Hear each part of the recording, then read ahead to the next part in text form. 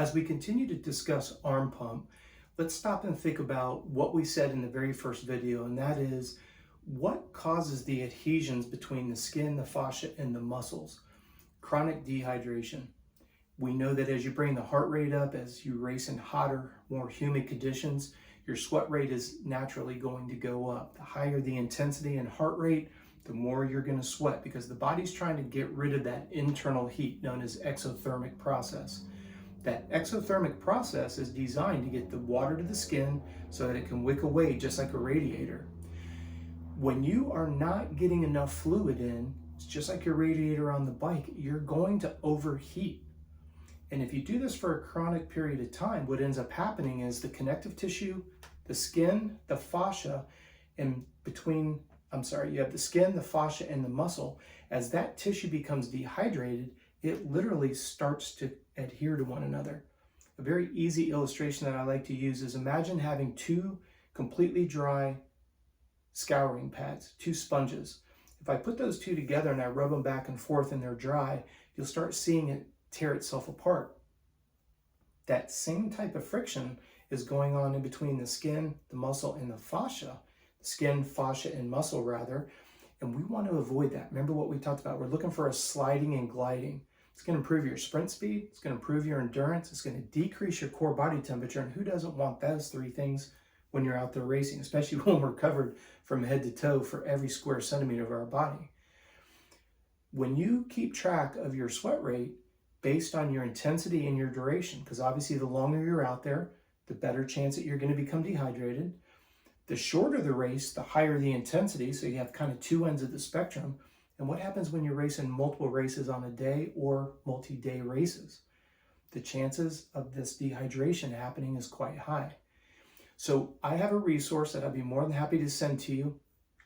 If you look in the description box, I'll have a link to it. What I want you to be doing is use a sweat rate calculator that we created for you. And all you're doing is you're going to need three numbers. How much did you weigh before you rode? How much did you weigh after you rode? And how much fluid did you consume? Now, the most important thing to remember is you can overhydrate. It's a very dangerous situation known as hyponatremia.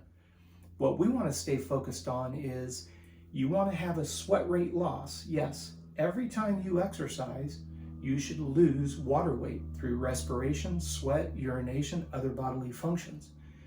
So you should always lose between 1% and 2%, no less and no more. If you lose more than 2%, you're dehydrated. If you don't lose at least 1%, you've overhydrated. So please lean on us. Use this resource every chance you get. Measure it in cross training so that you know what your sweat rate is. You may think it's an easy ride of 90 minutes. You may not realize that's causing you to fall into that dehydrated state, which is manifesting itself on the track with arm pump because the tissue is not sliding and gliding. When you're in the heat of the season and you're training and riding a lot, obviously you're sweating more. And it's always astounding to me when people start to quantify it. They're amazed at how much they're sweating and they weren't even aware of it. And that surprises me because of being a physiologist, I look at how you guys pay attention to the radiators. You don't let that drop low because you know it's going to stress the system.